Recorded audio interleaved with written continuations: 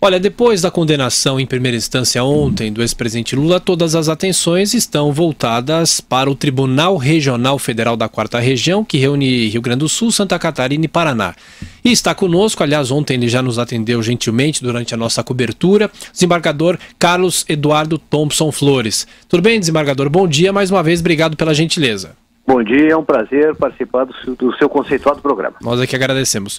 Desembargador, antes da pergunta do professor Vila, o senhor ontem já fazia um comentário sobre a decisão do juiz Sérgio Moro e eu pergunto para o senhor de que maneira o tribunal agora trata essa denúncia e o senhor tem algum prazo, alguma expectativa? Essa é a grande pergunta que todo mundo se faz.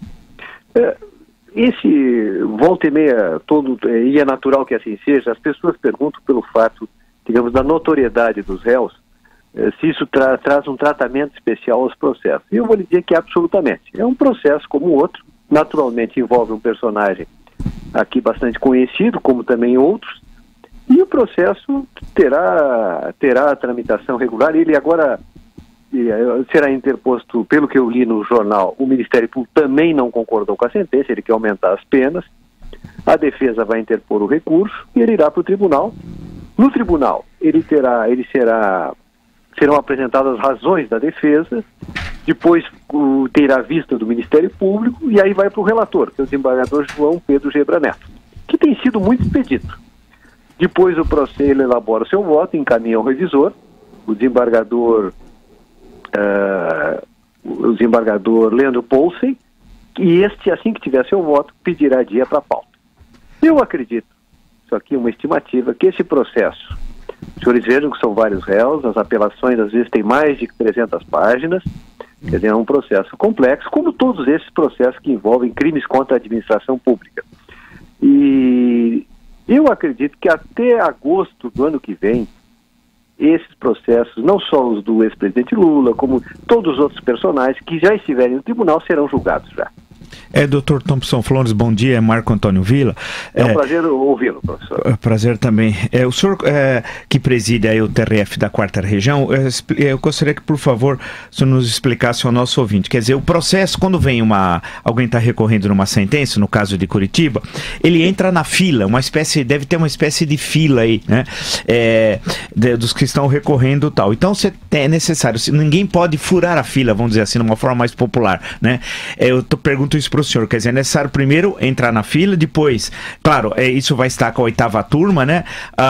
Vai ao relator, o desembargador João Pedro Gebra Neto, né? Isso, ele faz ele dá o voto, encaminha ao revisor, que é o desembargador Leandro Poulsen, né? Exato. Que também faz o seu voto e encaminha ao terceiro membro da turma, é assim? Não. No momento que o revisor elabora o voto de revisão, ele pede o dia para julgamento. Ah, sim. E eu vou lhe dizer, não há uma fila assim, não há uma fila inexorável, assim, não existe, digamos, por exemplo, o processo chegou, ele não pode ser julgado antes de outros, né? Isso não existe uma norma nesse sentido. Mais ou menos se obedece isso. Mas às vezes, por exemplo, vou lhe dar um exemplo. Um processo, no caso estamos falando de matéria penal, né? Um processo, digamos que o réu esteja com problema de saúde. Sim. Nada impede que se antecipe, então, o exame dessa apelação, desse processo, que não existe uma ordem rígida. Assim. Se obedece mais ou menos, digamos, uma ordem de chegada. Mas, às vezes, fatores outros, saúde de uma pessoa envolvida, às vezes até uma comoção nacional, né? Nesse caso é justamente sobre, desculpe interrompê-lo. Eu percebi. Nesse caso é uma espécie de, é um assunto que gera comoção nacional, a questão da condenação do ex-presidente Lula. Nesse caso, não haveria não pressa no sentido de não exame, evidentemente, do teor do processo, mas dada a importância dessa sentença, não haveria condições de ser um pouco mais rápido do que essa forma tradicional, que é possível avaliar que somente em agosto sairia a decisão? Agosto do ano que vem, senhor. Isso, olha, perfeito. Eu vou lhe dar um dado concreto que talvez antecipe, isso aqui eu estou especulando, naturalmente. Sim. Que antecipe o exame daqueles, por exemplo, que serão candidatos. Todo mundo sabe, é fato notório, que o ex-presidente Lula pretende se candidatar às eleições, e até um direito dele, ninguém retira isso. Então, naturalmente, eu acredito que ele também irá querer, a defesa tem todo o interesse num julgamento expedito para que ele possa provar sua inocência, e o tribunal, inclusive, pode reconhecer isso. Pode entender que o ex-presidente não deveria ter sido condenado e o absolvo, né? Então eu acredito que neste calendário eleitoral, todos esses personagens que pretendam, digamos, concorrer a cargos públicos nas próximas eleições, imagino eu que ao longo desses próximos meses eles serão julgados. Agora são processos complexos.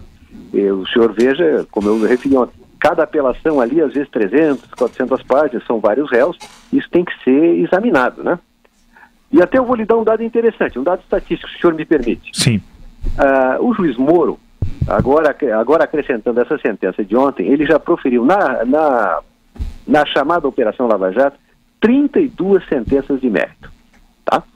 Dessas 32, 28 apelações contra sentenças condenatórias por ele proferidas chegaram ao nosso tribunal, porque a do ex-presidente Lula recém foi publicada. Sim. Das 28 sentenças que chegaram ao tribunal, 12 já foram julgados. O senhor veja que o tribunal, ao contrário que às vezes se afirma, ele tem sido rápido. E 16 delas 16 dessas já estão com o revisor para pedir julgamento. Ok, então, pois não. Diga. Não, pode concluir, por favor. Então, nesse sentido, o tribunal tem sido bastante expedito nos seus julgamentos e etc. E eu quero até, se o senhor me permite, uma decisão pioneira que não teve, digamos assim, o destaque na imprensa que mereceria, eu acho. A presidente Dilma Rousseff, no seu último ano de governo, é tradicional que os presidentes editem um decreto de indulto, né, de final de ano para os presos em determinadas condições. E no último ano do governo, ela editou um decreto que, digamos assim, ele se estendeu um pouco mais da praxe habitual. Foi mais, digamos, mais generoso, ampliou as hipóteses, etc.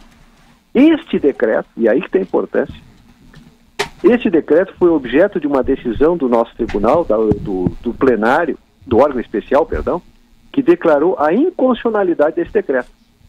Foi com base nesse decreto, por exemplo, que muitos réus condenados no mensalão tiveram suas penas extintas. Tá? Esse decreto, o nosso tribunal, acho que foi a primeira vez na história do Brasil, pelo menos da história recente, que um tribunal declara a inconstitucionalidade de um decreto de indulto do presidente da República. E o relator dessa decisão foi o revisor da Operação Lava Jato, que é o desembargador Leandro Ponce. Ok, doutor Carlos Eduardo Thompson Flores, desembargador, presidente do TRF da 4ª Região, muito obrigado mais uma vez pela sua atenção, gentileza, esperamos contar com o senhor mais vezes por aqui. Foi um prazer participar do seu programa, como sempre.